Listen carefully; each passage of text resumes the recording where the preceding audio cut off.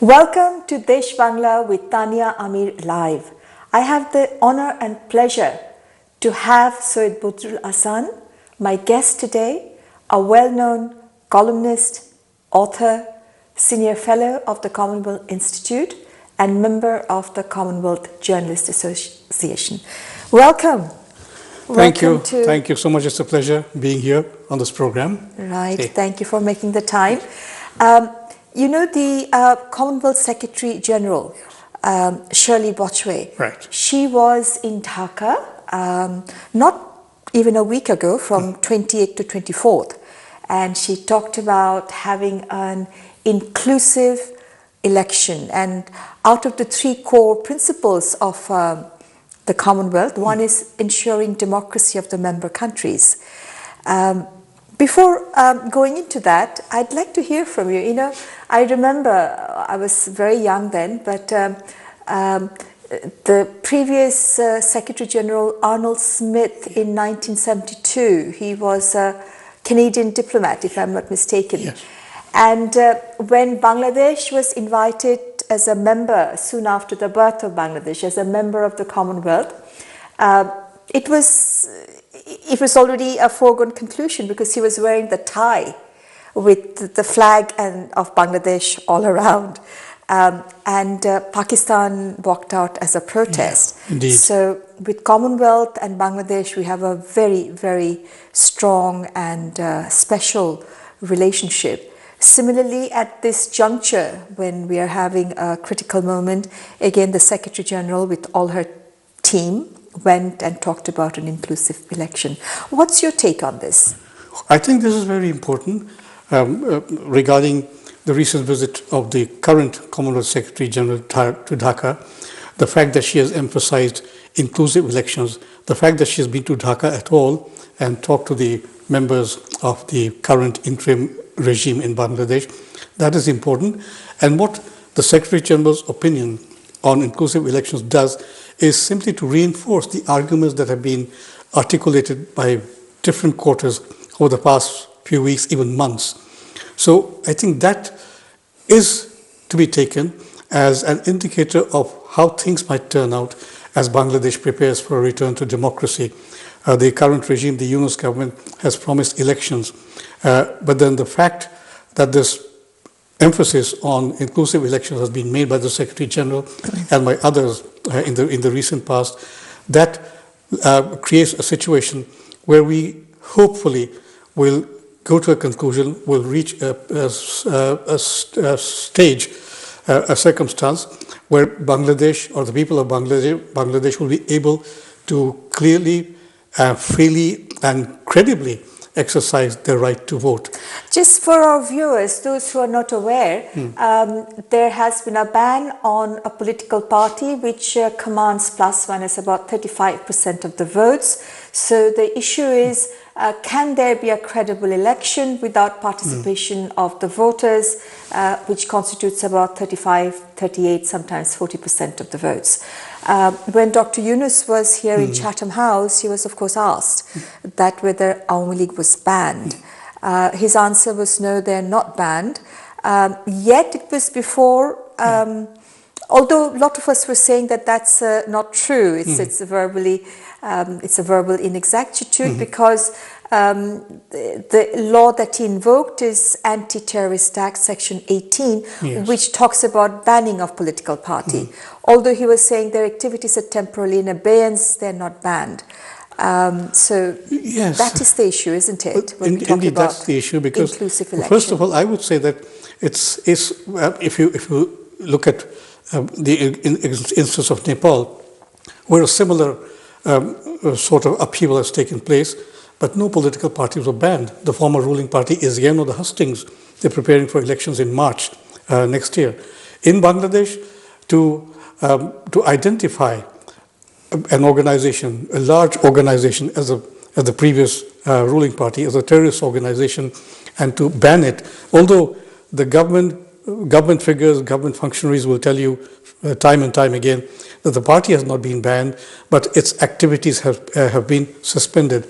Now, there's a fine line between banning a party and suspending the activities of the party. Then again, we see that the offices of the particular political party in question, they have been destroyed, demolished in the country. So from that point of view, I think these statements which have been coming from abroad and also within the country and from around the neighborhood for inclusive elections, that makes things easier for the people of the country. And I think it's a point which the government, the present interim regime, should take into consideration, because see, when they came to office, the public expectation was that they would create the conditions which would facilitate the holding of free, fair, credible elections. But then what happened along the way? They took too many things on their plate, and I think they lost the way. Before going into it, you know, when the British Overseas Minister was in Dhaka, and Jenny Chapman, I believe, so when she had an interview with Dr. Yunus, he clearly said that AL is banned, and for the first time. And the office order, the Progapon, the SRO through which they have banned it, it remains the same. So no additional step were taken by the government. So is there kind of a deception, do you think, when at one stage the government officials, including Dr. Yunus, in a place like Chatham House, saying that no, they are not banned, but yet we know they have invoked the mother law, which is section 18 of Anti-Terrorist Act, and the wording there is so clear. There's no such word as temporarily suspending. It clearly talks about, the Bengali word is nishiddho. So the word is banned. And he has admitted that not to before the people of Bangladesh, but to the visiting overseas minister from the UK. Yes, if you look at his statement, there's two statements that he made. One at Chatham House, where he denied that there was any ban on the Awami League as such, and then talking to the British minister in Dhaka, telling her that there was a ban. Now, we can look at it in two ways. First of all, there's a contradiction in his statements. Yes. What he said in London and what he said in Dhaka. So this contradiction he has to resolve, and it clearly implies that the interim government is somehow at sea over this issue. They might say that the Awami League is banned, but Awami League is not banned, but its activities are banned, as he said at Chatham House. And then what he told the British minister, that's something else. But the point is, see, you use the term deception.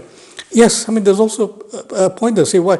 If there's a ban, or if there's no ban, if activities are banned, it's the moral responsibility of the regime in power today to clarify things before the people. And that clarification has not been there. And the result of it is, in recent weeks, all this development of a situation where voices are coming up, voices are being raised about inclusive elections, which means you have to include the party which has been technically banned or whose activities are under suspension. Then again, the question is... But to the British Overseas Minister, he clearly said that Awami League is banned and therefore they will not take part in election. And hence, isn't it interesting that the Commonwealth Secretary General Honourable Shirley Botchway went and actually said exactly that you need to have an inclusive election. So the message is very clear. That's very, very loud and clear, in fact. Yes. So you see, so this is something, I would say that the interim government has been tying itself up in several knots on its own. Now, the Commonwealth Secretary General's statement, that I would say, compared to what the British minister was told by Professor Yunus, Shirley Botchway's statement has much more significance. And because the Commonwealth has always been a good partner of Bangladesh since 1972, as you point out, during the time of Arnold Smith, and when if we recall, back in 1972, immediately after his return. 18th April 1972. 18th April 1972, because when Bangabandhu Sheikh Mujibur Rahman, the father of the nation, when he was in London, he arrived in London from Pakistan, he made it clear that Bangladesh would like to be a member of the Commonwealth. And that's since April 1972, Bangladesh has played a prominent role. Of course, we also recall that Pakistan walked out of the Commonwealth in protest. Yes. Later on, after many years, it was again General Ziaul Haq who took Pakistan back into the Commonwealth. But that's another story. What happens now in Bangladesh is that a personality or a figure as prominent as the Commonwealth Secretary General arguing or advocating an inclusive election in Bangladesh, that takes a great deal of importance.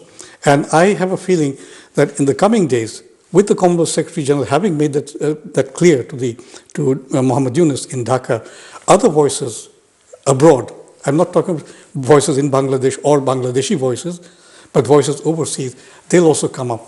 And this is, we have to see whether the interim regime can withstand this pressure, because in order to take the country back to democracy, back to democratic rails, we have never had a good record in democracy, as you and I know very well. So, but to give the country a credible experience in democracy, these things will have to be considered by the interim government and by its supporters, and also the international community will be on the lookout for the change that might take place. Tell me one thing, I mean, along with democracy and good governance and peace, which are the core values of the Commonwealth, the other very important value is stability. Now, we had stability, Bangladesh had growth, the social indicators, empowerment of women, and so on. We were for a little while even ahead of Pakistan, of course, but even India in the region. We were a rising star. Now, for the next government, whoever or whichever party forms that next government, in order to ensure stability, wouldn't the next government want to boast that, you know, everyone participated, not leave behind 35 or 40% of the voters, but with everyone's vote, they actually have a proper mandate? Because unless the next government has a proper mandate with the participation of all the voters, will the next government likely to be stable? Could that have been a concern of Honourable Shirley Botchway? Because stability is one of the cornerstone of the values of the Commonwealth. Yes, stability rests on how you accommodate all political parties and all political factors into a particular situation. See, yes, and we're talking about the 35 to 40% of voters who are threatened with being left out of the electoral process. Now, that will not produce any stable government. Stability depends on a political process where every political party is free to take part. Now, if you leave out 35 to 40% of voters who are aligned with a particular political party or inclined to vote for that party, that will, well, there might be some kind of election. Okay, you can push through an election today, but then tomorrow morning it will again be instability at work. So the whole reason d'etat for an interim government to transition to a stable, democratic, inclusive, elected government, that whole rationale is lost, because the interim government's purpose, I suppose, is to as the word implies, interim, to make that transition to an elected government, and the next government, whichever party or a coalition, they must be able to say that, you know, we have a mandate from the population as a whole. So you're saying that that is missing. Now, the other element which is coming up, that to what degree, apart from the word stability, apart from inclusive, the other word is free and fair election. Yes. Now, allegations have already been launched against the current government that the Yunus government is not capable of holding a free and fair election, because these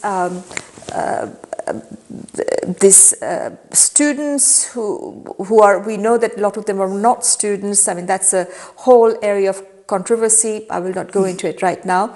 But they are in his cabinet, and Dr. Yunus refers them or referred to them as his employer. So, and they are the one who had according to him, not according to the press, but he himself said that they have put him in the place of the chief advisor. So is he not therefore likely to please his employers, and they're in his cabinet, yet they have formed a political party? Therefore, to what extent there is conflict of interest, and whether this government is at all in a position to hold a free and fair election, because they have not resigned? No, this government is not, yes, you're right, I would agree with you, is not in a position to supervise a free and fair election, because they've already made themselves partisan, or the public feeling is, both within Bangladesh and outside Bangladesh, is that it is not partisan.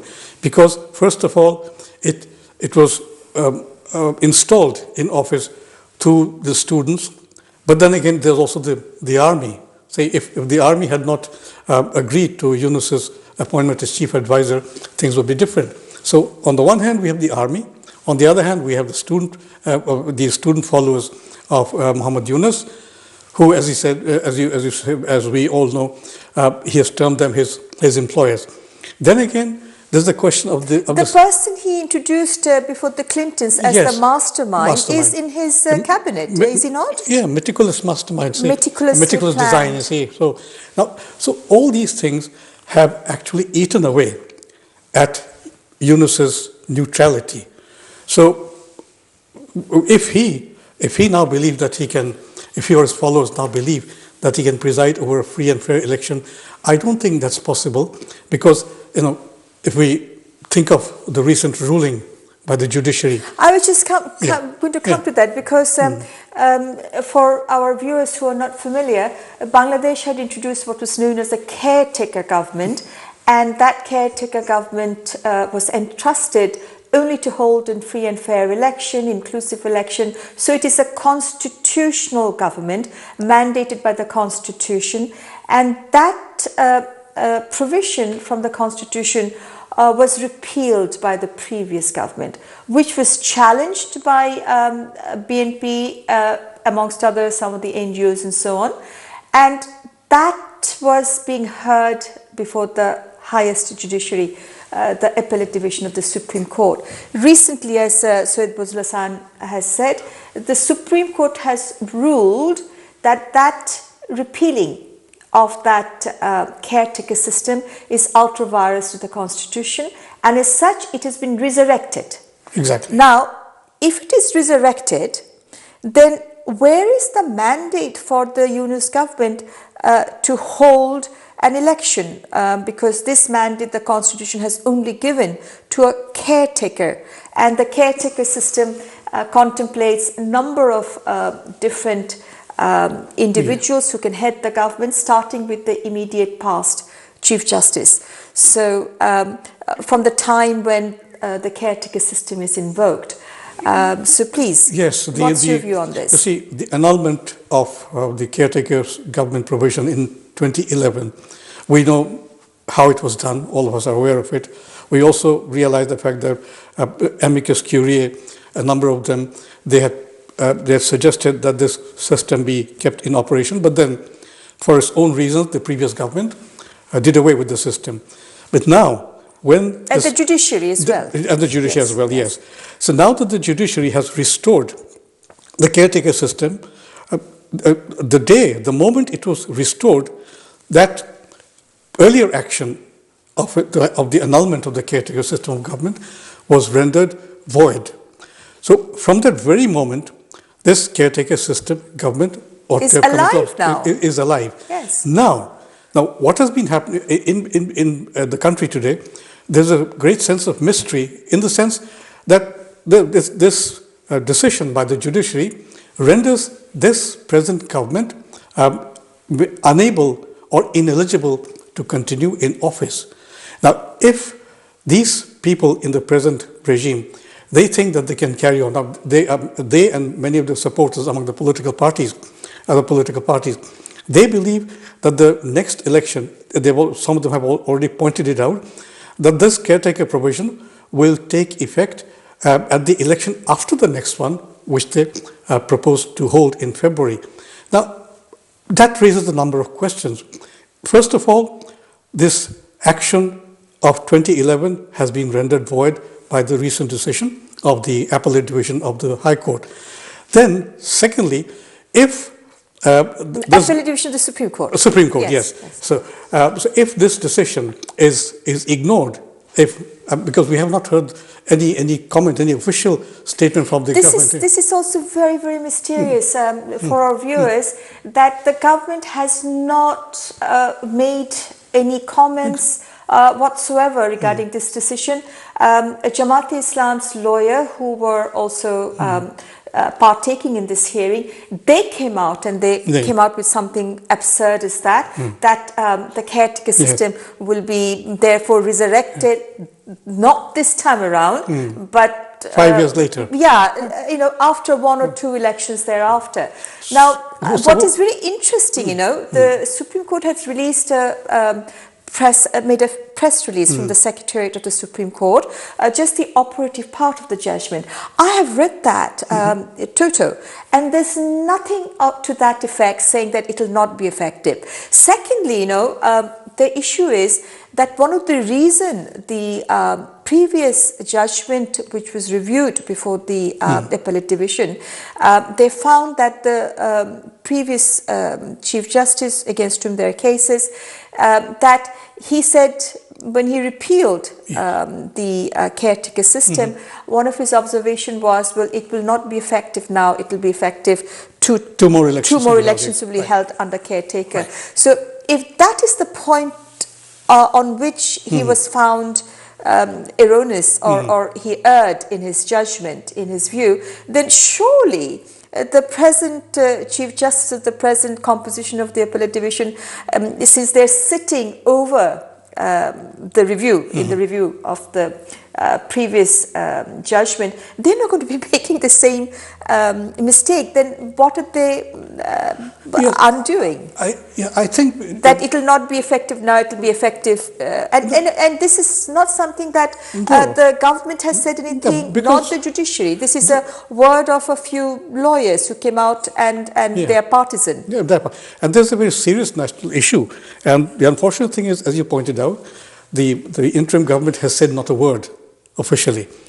And I think at some point the judiciary should also be coming in. They have delivered the judgment, fine. And maybe our feeling is that's it. The judiciary has done its work. Now it's for things to go on.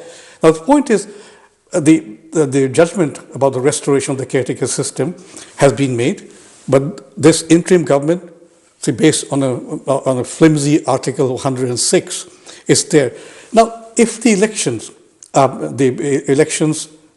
projected for February take place, and then the country waits for 5 more years until the next, until the time comes for the next election. So does that imply? Does that imply the fact that we have this unconstitutional government in office now? Yes. So the government that will come, the parliament that will be elected, that will be unconstitutional? Yes, so these are all the issues that come up, and I think the Appellate Division was very clear that it is effective here and now. So we'll have to take a break, and we'll come back after the break on the question of Article 106 of the Constitution, by virtue of which this government obtained, an opinion was obtained. And the question that is very relevant is whether under Article 106, the duty and function that was given to the interim government was day-to-day function, not holding election. Right. So we'll come back after the break, so stay with us.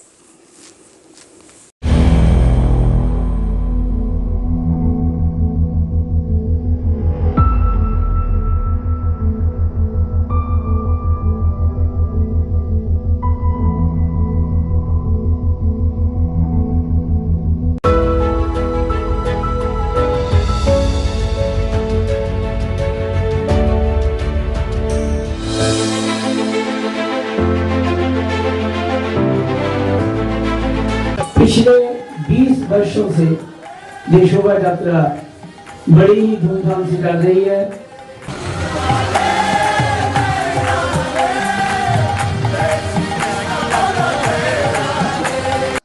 ये जो हम मानते हैं कि सीधे आदमी को लोग काटते, वो काटने का हिसाब हमारा हिसाब है। हम भले आज सीधे हैं मगर पूर्व कुछ गलती की है, उसका दंड आया है। कोई गुनहगार नहीं है, हमें दुख देने वाला संसार में कोई है ही नहीं। हमारी ही गलती के फल हमें भुगतने पड़ते हैं, किसी का दोष है ही नहीं। श्री अयोध्या धाम, जो कि वैकुंठ का हृदय कहा जाता है, आज अत्यंत प्रफुल्लित है।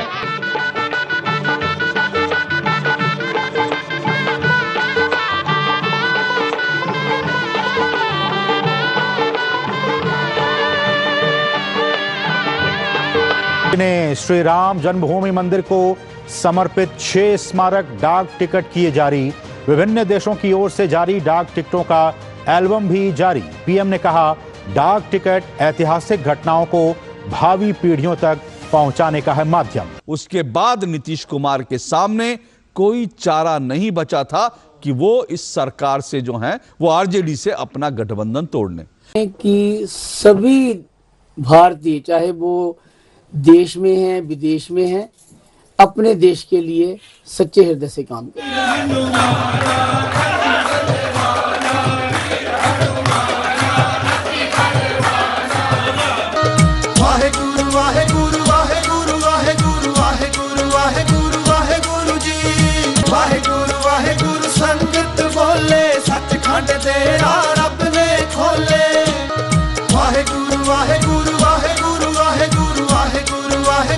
बल साहब ये जिदा ये विचारा दसन रहा कि असी गुरु नानक देव जी तो पहला श्री रामचंद्र जी महाराज इन्हां दे गुरु सन, तो फिर बड़ा वड्डा गैप पै गया। फिर ये गुरु नानक देव जी आए, उस तो पहले 10 गुरु साहब ते बाबा राम सिंह, तो हुण इन्हां दा गुरु ठाकुर दलीप सिंह। ते इन्हें प्रोसैस के बाद विचारे इन्हों तां भी अकल नहीं आई।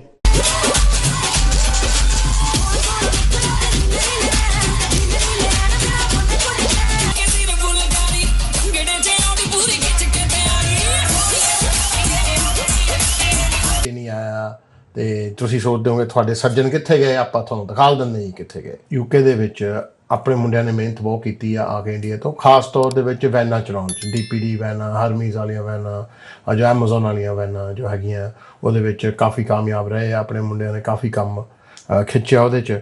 ਮਿਹਨਤ ਕਰਨੀ ਬਹੁਤ ਵਧੀਆ ਚੀਜ਼ ਹੈ ਜੀ।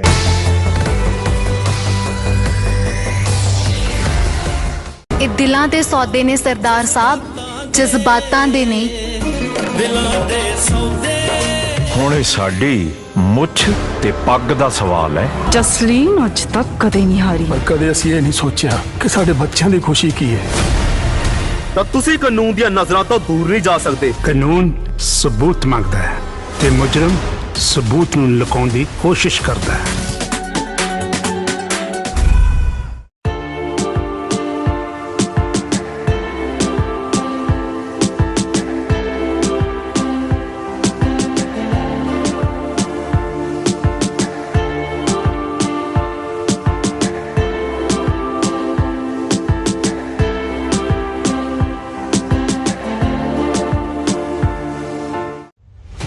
Greetings. Welcome to Desh Bangla with Tania Amir live. I shall be presenting to you guests from all around the world who will be discussing with me current affairs in South Asia, particularly Bangladesh, and so much more. So stay tuned with Amy TV, your channel of choice.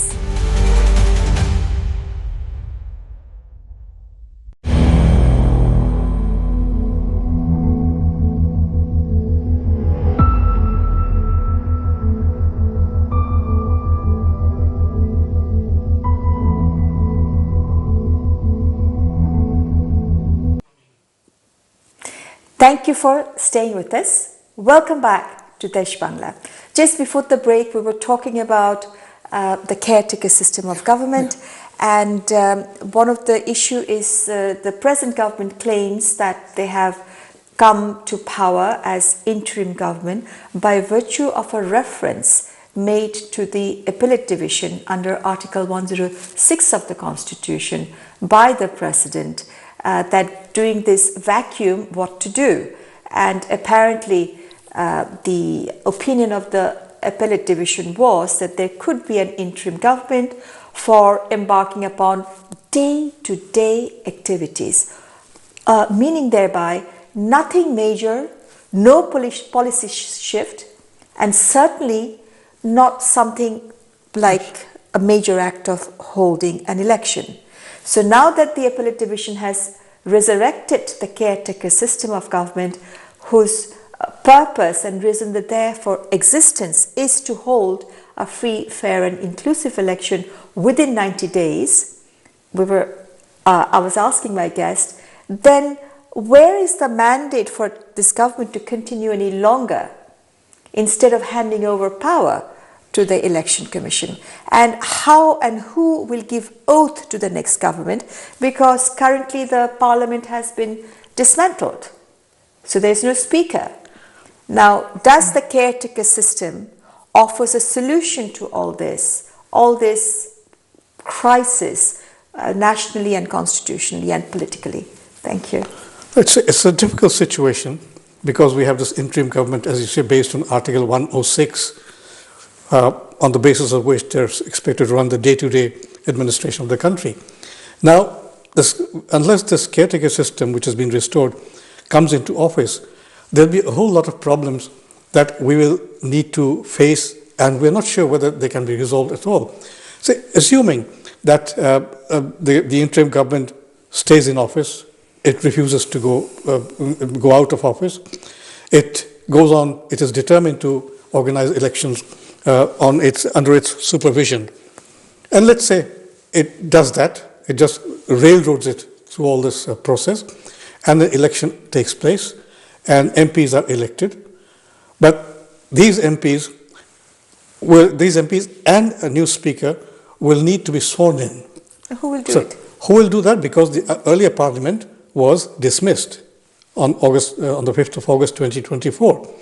And we don't know about the position of the Speaker of Parliament. And not just that, Speaker has thereafter, although after dissolution it was not necessary for the Speaker to tender her resignation, but she also did that. She did that, so yes. She is no longer the Speaker. The Speaker has resigned, Parliament has been dismissed, so we are in a complete void. Absolute vacuum. Absolute vacuum. And these MPs who will be elected after the election in February or whenever the elections take place, so who will be there? Certainly, Dr. Yunus is not competent or qualified or eligible to swear in. No, because the MPs. So because his own basis of governance is rather flimsy.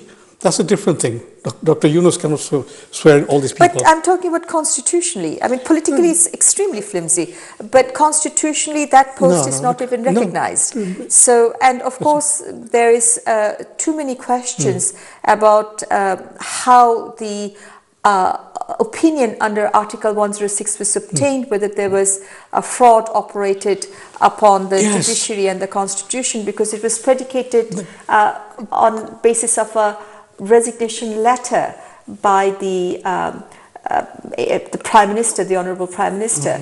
And that resignation letter to date, the government, not the Attorney General, could produce. So this has raised a lot of questions that whether a fraud was practiced before the highest court and the constitution. We will not go into that. No. There's so many things that I would like to ask you, especially about the media.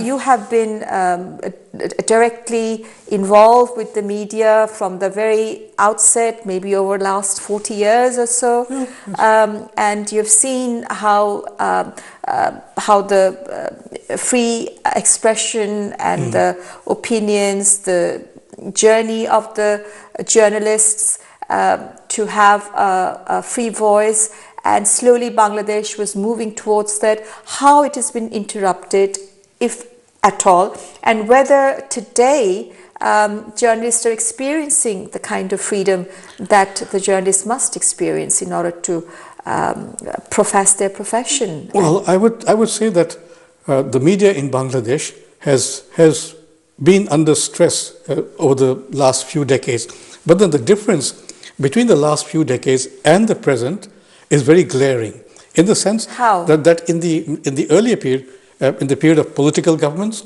in the period of even military regimes, journalists could write, could question.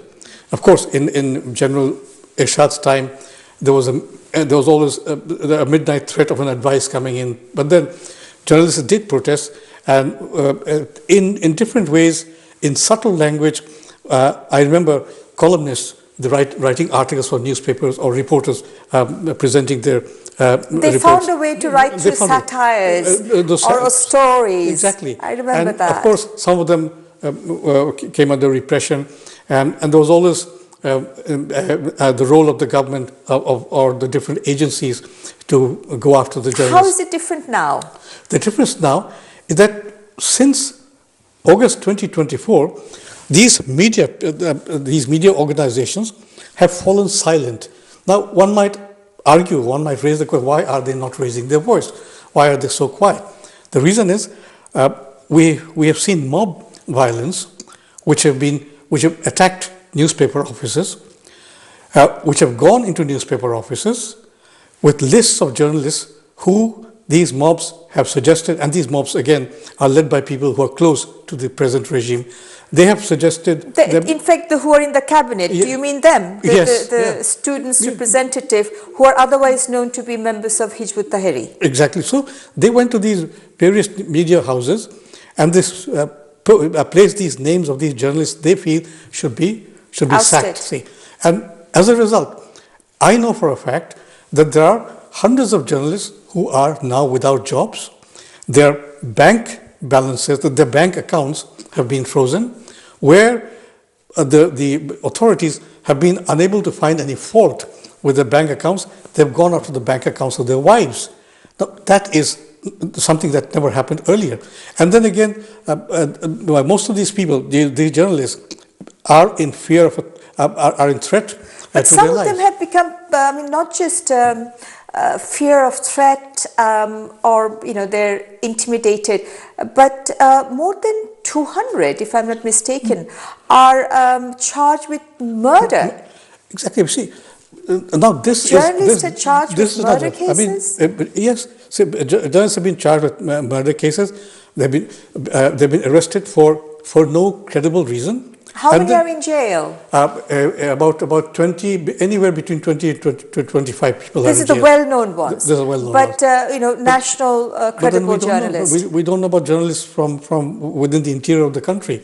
Yeah. So, and they have been produced in court, but then they don't have any legal defense. Nobody stands up for them. I think they're also mobbing or intimidating lawyers. Lawyers' profession is similarly. Exactly. Just as the journalists are intimidated, lawyers are prevented from doing their lawful job inside the court, and they're being beaten up inside the court. They're being beaten up. Shoes have been hurled at them. Eggs have been hurled at them. So this is what I was trying to say. In earlier times, nothing of this sort has happened in this country. But now that it is happening, we feel that it is, Bangladesh, as far as the media and so many other things are concerned, is being hollowed out.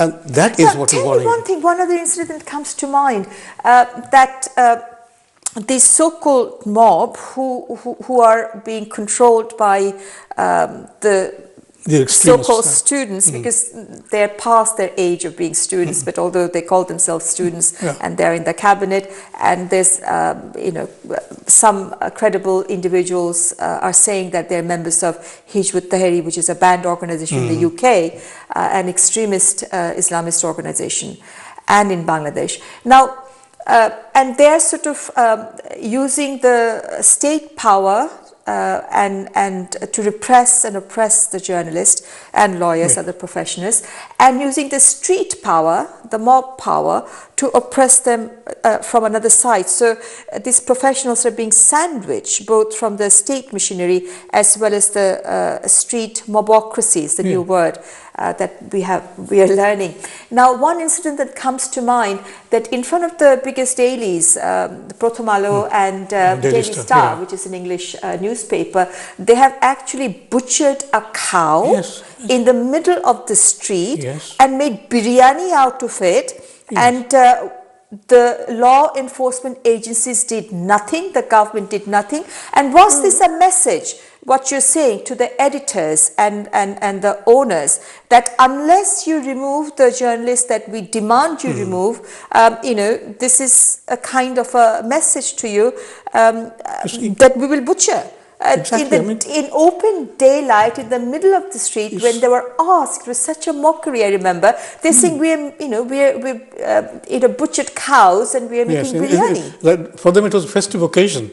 But it was a clear message. It was a clear message. You don't do that in the middle of the street. You don't do that in front of the media houses. And you mentioned Potomalu and also the Daily Star. If you recall, the mob went to the Daily Star. Couldn't go in because they had security. They had taken security. But that was enough. But then this mob, commandeered the street outside the offices of the Daily Star, and they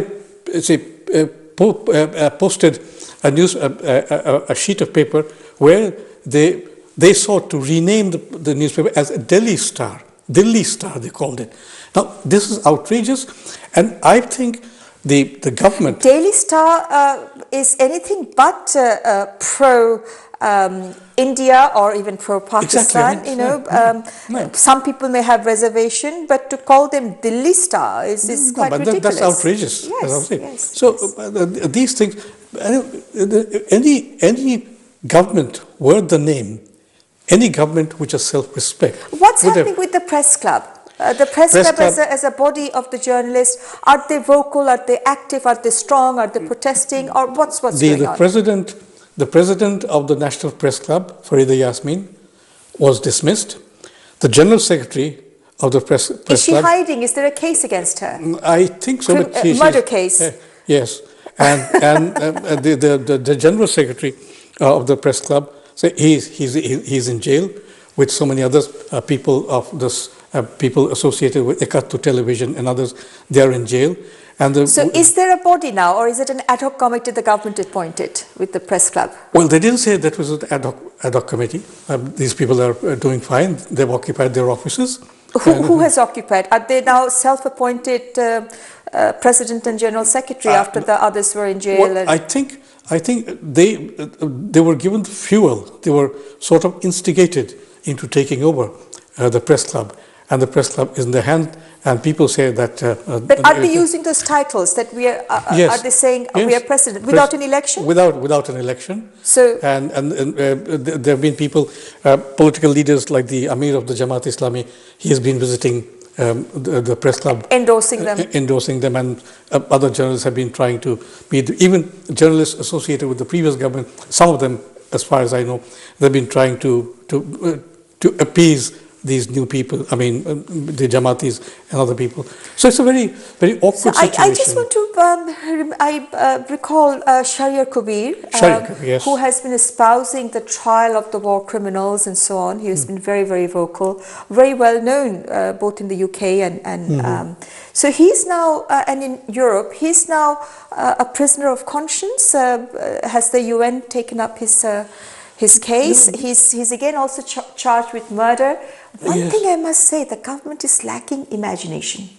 Anyone they don't like, they're all charged with murder. But the penal code is a thick book, and it has so many other offences. So there's no imagination, just charge them with murder. Everyone is charged with murder. Yeah. And that is, they are not free to ask for bail, non-bailable arrests or warrants. So, and about Shahryar Kabir, he's a very respected figure in Bangladesh. We have seen he's a freedom fighter, and he has been very active for the last so many decades about bringing the perpetrators, the local perpetrators of the crimes of 1971 to book. Genocide, crime against humanity, war crimes. And he's been here also. He's been speaking at places like the House of Lords.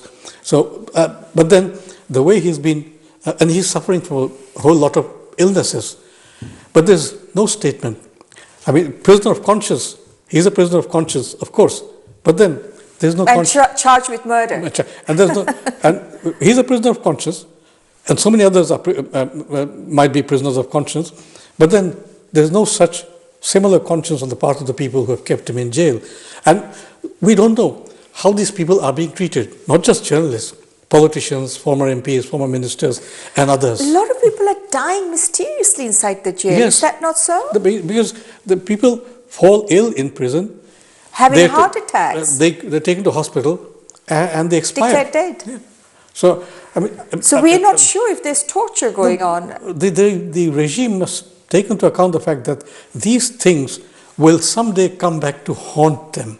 and they will be made accountable for what they did not do. I'm not saying they're presiding over crimes, they're being criminal, but then these things, as a responsible government, talking of Yunus and his council of advisors, they should have seen to it that they should have, taken such action in a way that did not raise any questions. These cases for murder, 17, 16, 15 months ago, these charges have, they've been accused of murder.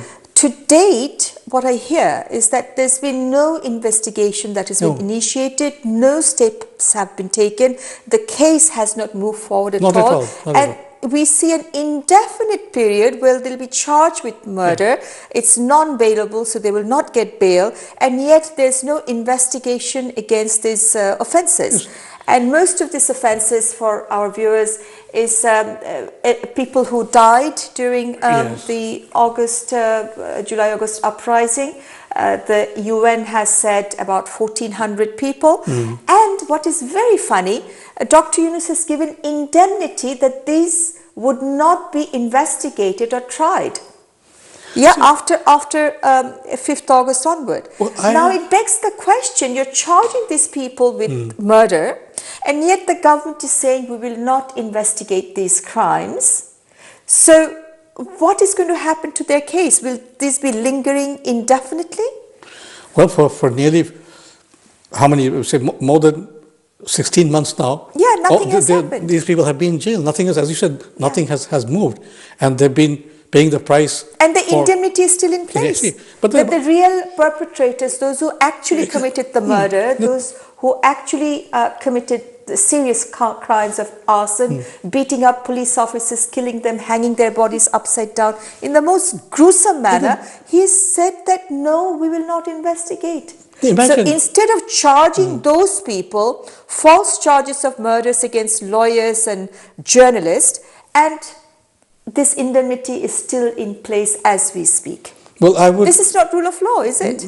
Obviously not. I would just say, talking about indemnity, remember we had an indemnity law once, indemnity ordinance once in 1975.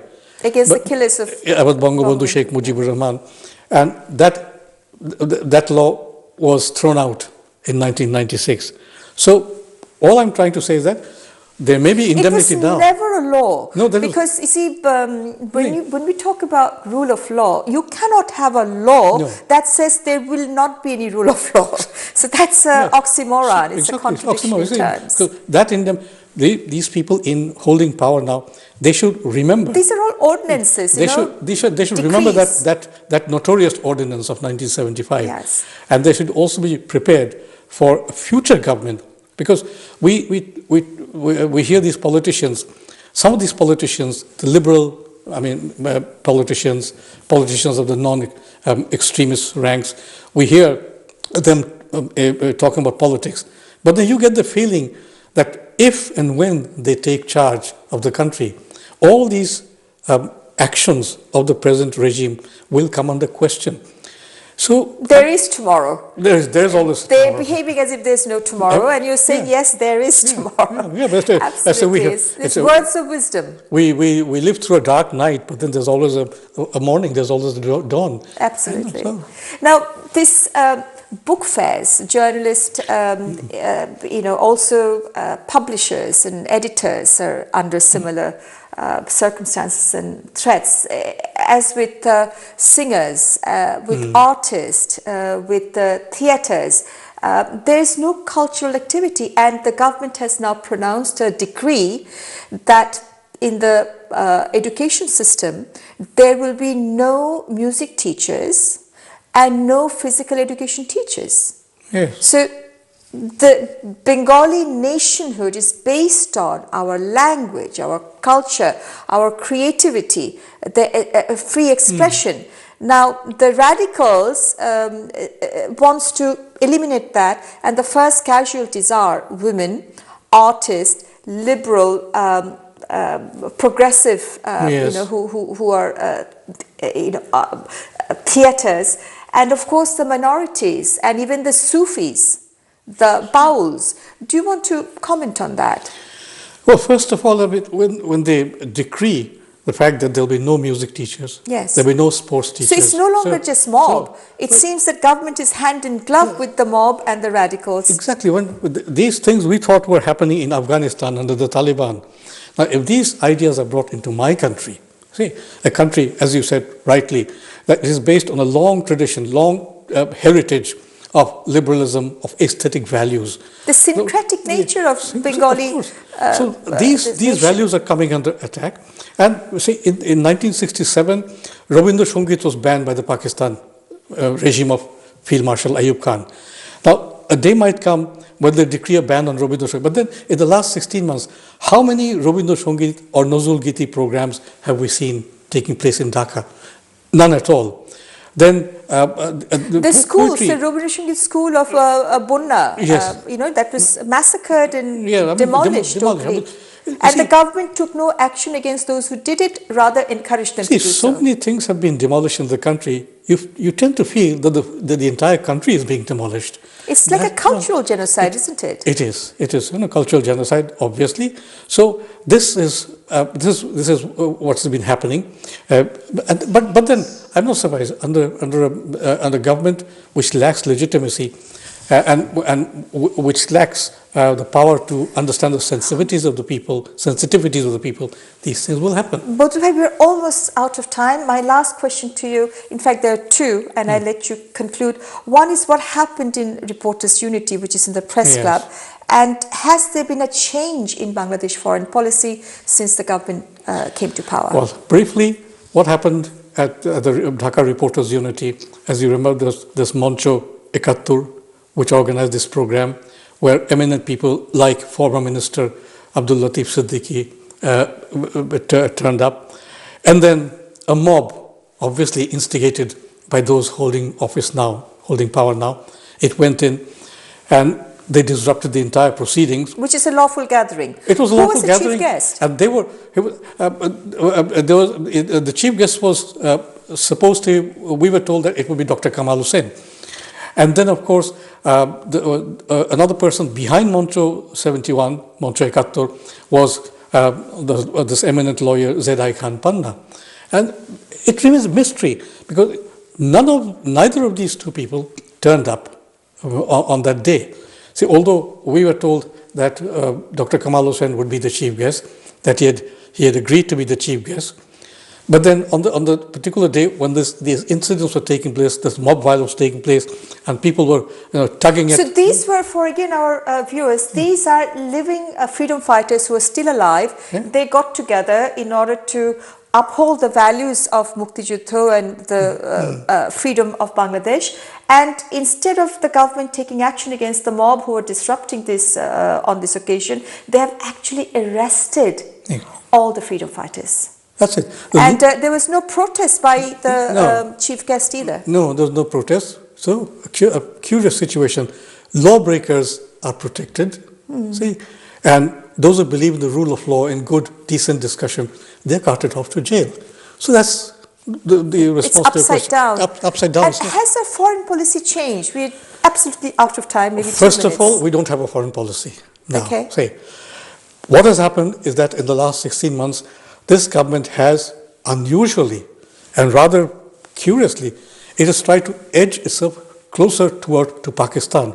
We have had many Pakistani military officers and other officials coming into Dhaka. Now this sudden camaraderie between the Yunus regime and the Pakistan authorities has not been looked upon with favor by the broad citizenry of Bangladesh. So I think they're making a mistake. Tell me, I mean, they were a defeated force in 71. We had the Mukti Juddha. So how is it that Pakistan is giving lessons to the victors, who is our army? If you recall... And they've still not been tried for crimes of genocide. We should have tried those 195 prisoners of war. We failed to do that. See, back in the early 1970s. And when this government came to power, if you recall, the present Prime Minister of Pakistan, Shehbaz Sharif, he boasted about the fact that the man who had destroyed Pakistan was being punished. When he was referring to all the statues of Bangabandhu that were being demolished. So to welcome Pakistan, I mean, fine, you are in power, but then you must also recall who your enemy was in 1971. So Jamaat-e-Islam, of course, opposed the birth of Bangladesh, and a lot of people said that unofficially there's an alliance with Dr. Yunus, and they are in fact ruling the country. All the civil bureaucratic offices and the military offices, they have the Jamaat-e-Islami has taken charge of all the universities, public universities. You find them in all the important banks of the country, I mean public and private banks and civil service. So that is what worries other people, other political parties like the BNP, for instance. So I mean, we are in a state where things have got into such a confusion that a future government... I would have loved to have time to talk about BNP, whether they've gotten themselves into a trap, because they had a wonderful opportunity, you know, to galvanize and come forward, but instead are they losing it to Jamaat? Yes, because the Jamaat was their junior partner, if you recall, earlier. Yes. When the BNP was when it was out of government, but now the Jamaat has edged ahead. And the BNP is a fix. Of course, we can talk about it at some other next program. Yes. But the point is, I'll make one last point: the confusion, the chaos, the anarchy that is taking place. Whenever an elected government comes to office, by elected government I mean governments comprising people who do not subscribe to extremist religious ideas.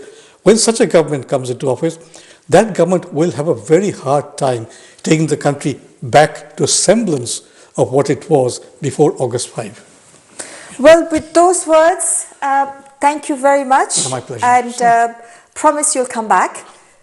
Okay? It'll be a pleasure, of course. It will be my pleasure and honor.